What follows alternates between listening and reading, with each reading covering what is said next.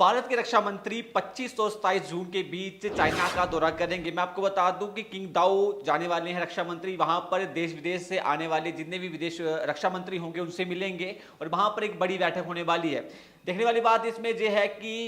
SCO की जो बैठक है बड़ी महत्वपूर्ण रहती है और विशेष करके अगर हम देखें कई देशों के साथ इस तरह समझौते किए जाते हैं। क्या मुख्य कार्य रहते हैं इस बैठक में, आपको बता दूं कि आतंकवाद, अलगाववाद और उग्रवाद पर मिलकर लड़ना, क्षेत्रीय शांति और स्थिरता बनाए रखना, इसी के साथ आर्थिक व्यापार बनाए रखना और विशेष करके अपने जो भी समझौते हैं वो करना देश विदेश के साथ, चाहे वो व्यापार को लेकर के हो, चाहे वो अलग अलग चीजों को लेकर हो। और विशेष करके देखें तो भारत के लिए ये बैठक बड़ी महत्वपूर्ण है क्योंकि सुरक्षा सहयोग से देखें तो ये बैठक बड़ी महत्वपूर्ण है। आतंकवाद के खिलाफ भारत हमेशा ही लड़ाई लड़ता रहा है, इसके लिए महत्वपूर्ण है। और अपने पड़ोसी देशों के साथ तालमेल बना के रखना भारत का मूल एक का सिद्धांत रहा है और इन सब विषयों को लेकर भारत वहां पर बात कर सकता है। अगर हम इस बैठक की बात करें तो रक्षा मंत्री इस बैठक को तब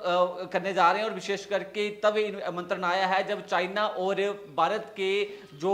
बातचीत है वो भी चल रही है, क्योंकि बहुत सारे ऐसे मुद्दे हैं जहां पर चाइना जो है भारत के साथ तालमेल नहीं बिठाता है और इस बात को लेकर के उम्मीद जताई जा रही है कि ये बैठक जो है अलगाववाद, आतंकवाद और सीमा सुरक्षा को लेकर के इस बैठक में मुख्य मुद्दों पर बात की जाएगी। इसी बीच अगर हम दूसरी ओर बात करें तो कूटनीति के हिसाब से देखें तो गलवान जैसे मुद्दों को लेकर के इस बैठक में बातचीत हो सकती है। इसी के साथ ये बैठक महत्वपूर्ण है क्योंकि भारत की नीति हमेशा स्पष्ट रही है और भारत ने अपने पड़ोसी मुल्कों के साथ तालमेल बढ़ाने का हमेशा ही प्रयास किया। इसी बीच बात करें तो रक्षा विशेषज्ञों का यह भी मानना है कि भारत जो है कुल अगर भारत की बात करें तो भारत जो है सुरक्षा और रक्षा को लेकर के इसमें मुख्य बात करेगा, क्योंकि पाकिस्तान हो चाहे उसके साथ लगते पड़ोसी मुल्क हो वहां पर जो है हमेशा ही भारत को एक नकारने का प्रयास किया जाता है। इस बीच अगर हम देखें तो भारत की एक्ट ईस्ट पॉलिसी और नेबरहुड फर्स्ट जो है एक नीति को लेकर के भारत बात करेगा और हो सकता है कि इस बैठक को लेकर के एक बड़े मुद्दे हो जो